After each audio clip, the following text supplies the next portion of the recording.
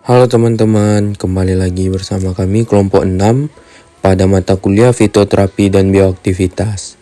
Di sini kami akan menjelaskan penyakit infeksi. Sebelumnya kami ingin berterima kasih kepada dosen pengampu, Bapak Apoteker Hayul Fadli, MSI. Baiklah, kami akan memperkenalkan kelompok 6 yang beranggotakan Khairunisa, NIM 2301258.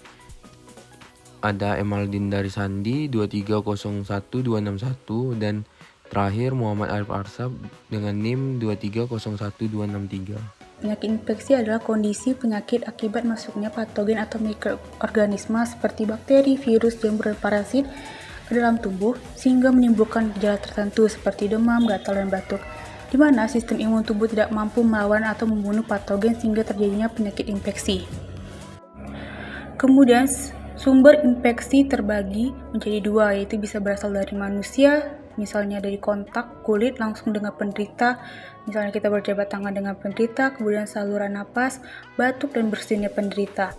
Kemudian ada aktivitas seksual dengan penderita, contohnya penyakit infeksi virus sipilis, HIV. Kemudian ada lingkungan yaitu bisa berasal dari makanan yang kotor, air kurang bersih, dan sanitasi yang buruk. Kemudian ada proses infeksi terbagi menjadi 4, yaitu periode inkubasi. Periode sejak masuknya patogen ke dalam tubuh sampai dengan munculnya gejala. Durasi inkubasi tergantung pada infeksinya. Misalnya inkubasi cacar rata-rata 10-12 hari. Kemudian ada tahap prodroma. Ini adalah tahap di mana patogen terus bereplikasi atau memperbanyak diri sehingga mengakibatkan atau mengaktifkan respon imun sehingga munculnya gejala ringan dan tidak spesifik. Kemudian ada tahap sakit. Tahap sakit adalah di mana telah terjadinya gejala-gejala spesifik, yaitu misalnya batuk, demam, pusing. Jenis infeksi menentukan lama penyakit dan tingkat keparahan manifestasi. Kemudian ada pemulihan. Kesehatan berangsur-angsur pulih kembali. Hal ini tergantung dari faktor sistem imun, usia, dan jenis infeksi. Kemudian penyebab infeksi ada 4. Yang pertama, bakteri. Bakteri terbagi menjadi 2, yaitu bakteri gram positif dan bakteri gram negatif. Adapun bakteri gram positif yang bisa menyebabkan penyakit infeksi yaitu ada contohnya Clostridium menyebabkan penyakit tetanus. Gejalanya demam, kaku pada persendian, penyebarannya melalui luka terbuka di kulit. Kemudian ada Propionibacterium menyebabkan penyakit tuberkulosis. Gejalanya batuk, mengeluarkan dahak berdarah, penyebabnya bersin, batuk, berbicara dengan penderita. Kemudian ada Streptococcus aureus menyebabkan penyakit bisul, gejala benjol merah pada kulit serasa sakit, penyebarannya kontak langsung dengan penderita. Kemudian ada gram negatif. Gram negatif ini misalnya seperti Escherichia coli menyebabkan penyakit diare, gejalanya rasa mulas, perut kembung, dan rasa tidak mampu menahan buang air besar. Penyebarannya yaitu bisa melalui makanan atau minuman yang tercemar atau kontak langsung dengan tinja penderita. Kemudian ada Vibrio cholerae menyebabkan penyakit kolera. Gejalanya itu lemas, rasa mulas, perut kembung, dan rasa tidak mampu menahan buang air besar. Ini adalah diare tapi lebih akut, diare akut. Penularan jika tanpa sengaja penderita kolera mencemari minum atau makanan yang kemudian dikonsumsi oleh orang lain atau orang sehat. Kemudian ada Troponema pallidum menyebabkan penyakit sifilis. Gejalanya bercak putih di mulut, flu, ruam. Kemudian penyebarannya melalui aktivitas seksual. Kemudian penyebab infeksi kedua yaitu virus. Contoh virus yang bisa menyebabkan infeksi yaitu ada coronavirus atau yang sering kita sebut atau sering kita kenal dengan COVID-19. Merupakan infeksi saluran pernapasan atas dengan gejala demam, batuk, flu. Penyebarannya melalui batuk, bersin kontak dengan penderita. Kemudian ada papilloma atau human papillomavirus yaitu penyakit kanker serviks. Gejalanya pendarahan abnormal pada vagina, keputihan yang abnormal, penyebarannya melalui aktivitas seksual. Kemudian ada Varicella zoster yaitu cacar air, gejalanya demam, pilek, pusing, penyebarannya batuk, bersin kontak langsung dengan penderita. Kemudian penyebab infeksi ketiga ada jamur, yaitu jamur Trichopiton, Epidermophyton Microsporum menyebabkan kurap. Gejalanya gatal ruam menyerupai cincin, penularan kontak tidak langsung, misalnya penggunaan handuk atau sisir yang bersamaan dengan penderita atau kontak langsung dengan penderita. Kemudian ada jamur vesikular menyebabkan panuh, gejalanya gatal bersisik, area berubah warna, penularannya sama, yaitu bisa kontak langsung ataupun tidak kontak langsung. Kemudian ada jamur Candida albicans yang menyebabkan kandidiasis, gejalanya bercak putih pada mulut, kulit pecah-pecah di bagian sudut mulut, penularannya aktivitas seksual. Nah, yang keempat itu ada parasit. Nah, contoh parasitnya yang pertama itu ada Pediculus humanus capitis. Nah, parasit ini bisa menyebabkan kutu rambut. Nah, gejalanya itu ada gatal-gatal. Nah, untuk penyebaran itu sendiri bisa melalui kontak langsung dengan si penderita. Nah, jika ada teman di dekat kita yang terkena penyakit ini, nah bisa jadi kita terkena juga. Nah, selanjutnya itu ada parasit cacing kremi. Nah, parasit ini bisa menyebabkan cacingan. Untuk gejalanya itu ada gatal di sekitar anus, anemia, kelelahan. Dan untuk penyebarannya terjadi ketika telur di tangan masuk melalui mulut ketika seorang makan. Nah, untuk itu kita diwajibkan untuk selalu mencuci tangan agar bersih. Nah, di sini ada contoh dari tumbuh-tumbuhan yang dapat dimanfaatkan sebagai obat penyakit infeksi.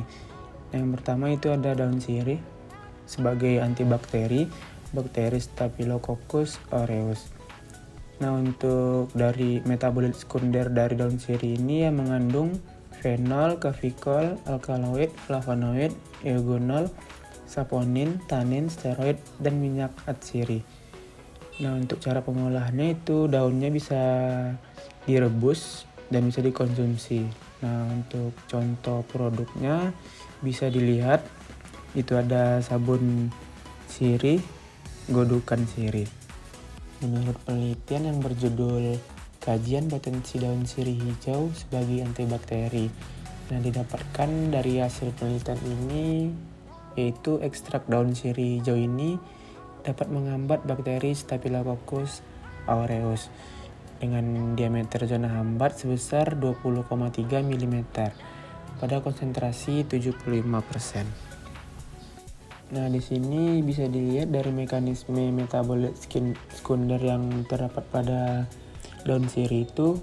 Yang pertama ada minyak atsiri. Nah, minyak atsiri ini dapat mengganggu proses pembentukan dinding sel. Selanjutnya itu ada fenol. Nah, fenol ini dapat menghambat aktivitas enzim bakteri dan mendenaturasi protein. Selanjutnya itu ada kafikol. Nah, kafikol ini dapat mendenaturasi protein sel sehingga mikroorganisme terbunuh. Selanjutnya itu ada alkaloid. Nah, alkaloid ini mengganggu komponen penyusun peptidoglikan pada sel bakteri sehingga bakteri tidak dapat tumbuh. Selanjutnya itu ada flavonoid. Nah, flavonoid ini mengganggu fungsi dinding sel bakteri melalui pembentukan kompleks dengan protein ekstraseluler. Selanjutnya itu ada tanin. Nah, tanin ini dapat menyerang polipeptida dinding sel yang akhirnya menyebabkan kerusakan pada dinding sel bakteri sehingga bakteri tidak dapat tumbuh dengan baik. Selanjutnya, tumbuhan daun sirih merah sebagai antivirus atau Neocastel diseaceae. Di sini dia mengandung metabolit sekunder berupa flavonoid, saponin, tanin, dan minyak atsiri. Daun sirih merah ini dapat dikonsumsi dengan cara diekstrak dan dijadikan kapsul. Berikut contoh produk.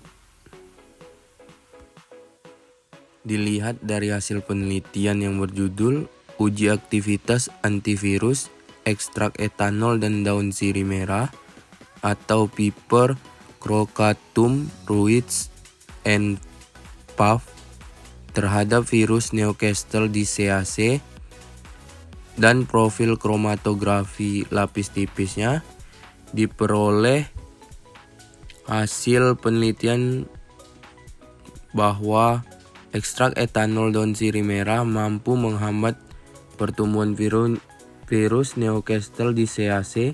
Konsentrasi yang digunakan adalah dosis 100 mikrogram per mili mencapai rata-rata 94,792%. Dapat dilihat dari mekanismenya ada flavonoid, saponin, dan tannin. Di mana flavonoid dapat menghambat enzim reverse transkriptase virus RNA. Virus tidak bisa disintesis menjadi cDNA, sehingga virus tidak bisa bereplikasi. Sedangkan di saponin, dia itu menghambat pembentukan kapsid dari virus. Kalau di tannin, menghambat perlekatan virus dan penetrasi virus ke dalam membran plasma, mencegah adsorpsi virus.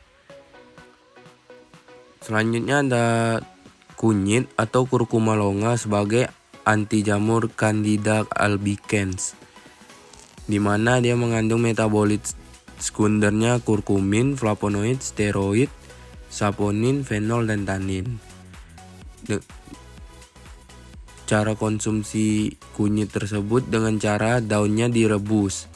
Kemudian contoh produknya dapat dilihat dari hasil penelitian dengan judul aktivitas anti jamur ekstrak etanol daun kunyit atau kurkuma longa terhadap jamur Candida albicans.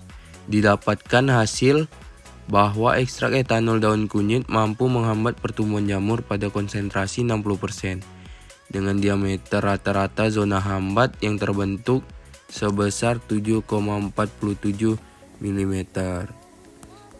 Kemudian dapat dilihat mekanismenya. Senyawa fenol berdifusi pada membran sel jamur dan mengganggu jalur metabolik.